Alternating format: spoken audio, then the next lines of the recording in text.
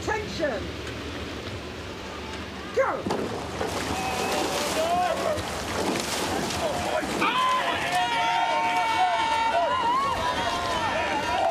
And off they go. Exactly that, Captain. These two clubs couldn't be more different. Henley, one of the most prestigious, oldest clubs in the country.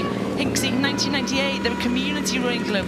We've got Adam Gillett there, who has just caught a boy, but fair play to them. What the important thing is, these things do happen, is to correct quickly, to not use it as a panic, calm it, get back onto the plan and get racing down this course.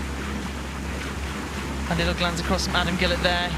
How far away are they? What did that cost us? That is not a nice thing to happen, but look at Leander. Lovely sculling, sitting out front, and they will know that has happened, and that's a huge confidence boost to this young quadruple scull from Leander Club. Yeah, because these crews are so close together sort of physically across the course. What happens is if one crew does have a slight mistake or a slight error, the other crew will know it straight away, and you can capitalise on it. You can react and start moving away while the other crew is slightly unsettled. And we've seen Leander really smartly just using their advantages to move out almost a length, I think, from this angle. And both of these crews have had such tight races to get to this point. There was an absolute giant killing yesterday from this Leander Club that beat Windsor Boys School by 3 feet. You see those pink spoons of Leander dropping in and pressing out. Lovely blade work there. Yeah, the blade work's really precise, really good. You can also look down the angles of the length of the blade and just look at the angles as well, and just seeing how coordinated they are. They're moving very well together. It's a slick crew that have been together and racing at this level. And again, this is their course. Leander knows this course inside out. They'll be taking the pride, they'll taking the support from the crowds and making the most of that. What can Hinksey do now, Catherine? What are they going to do? You catch a crab, you have a mistake on the start, they've got to dig deep. They do, and do you know what they've done is exactly what they should do. I mean, look at that. That's superb blade work. They are right back and showing why they are Henley finalists. I think they've done an incredible job. The biggest worry you have, this happens. We've all, to be honest, we've all clipped boys, we've all had mistakes happen for various reasons, but you need to get back on the race plan, back in focus, all 4 of you, straight back onto the race, not let it worry you, distract you, stress you, just do what you're doing. They've done brilliantly to get to this point of a Henley final, so just do what they've been doing for every day up until today, and they can still have a great race in front of them. But Leander have moved out, they've broken, and they have moved to some clear water here. That is a nice position to be in for these young rowers.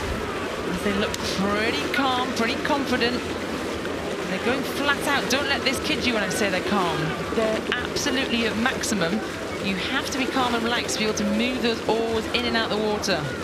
And this is one of the great tests, isn't it? When your legs are screaming and your heart is pounding, and as you go down this course, the adrenaline is clearly flowing, and yet you need to have the coolest, calmest mind. You have to be able to make decisions, you have to make adjustments, and know what the boat needs, especially with these boats without a cox. Every single athlete will have a role in those boats to decide how that boat can go the fastest down the course.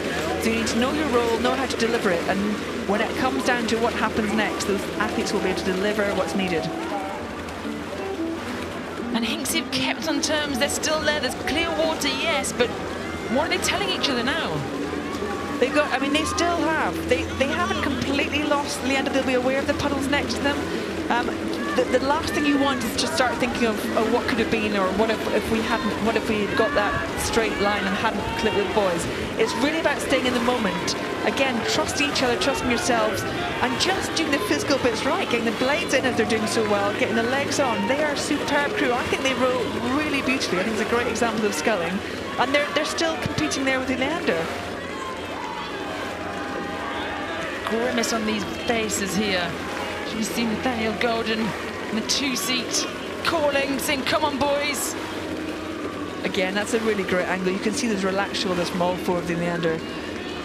And they're just looking like they're in control of this race. There's still the whole bit of right in front of the grandstands to come. So for Hinksey, they're starting to think, we're going to run out of course soon. We need to do something now. We need to, if we're not feeling we're pulling closer to them, we need to do something almost more dramatic. Leander will be using that confidence. They've got the gap they need. They'll be really in control of this race. And again, they just need to keep doing exactly what they're doing to stay in front of this crew the whole way down. They're being aggressive, they are attacking, they've not let that go, but this Leander crew now, sitting tall, sitting strong. They've started to go through the gears. You can see a little glance around there. Are we at the enclosures yet? The enclosures here tell you you're into the last 400 meters, and they are ready to claim a win. What can they do though, Hinksey? Can you respond? And what's really lovely from watching this Leander crew now, you can see the rate starting to lift as they come towards the sprint finish, and yet they are still so well coordinated, they're still moving so well together. You know, it's a good test of a crew. When the rates start to come up, the pressure comes on, do they still hold that technical edge? And they are. This is the final approach to the finish line we're going to see at this regatta. And it looks right now, Leander, the home club, might be taking it away from Hinksey. They certainly aren't giving up there. Look at the back of Judah Turnbull. He's still strong. He's going to shout to his crew, let's keep this gap as close as possible. Yeah, and this is when they just have to put everything into it. I mean, everything that's come to this point, you leave nothing behind, do you? You put everything into these last sort of couple of 100 meters probably now towards the line. They'll feel those crowds, they'll hear those crowds. They know this is the final line is just calling them in. It's about still staying focused though, staying clean, not having any upsets with either crew.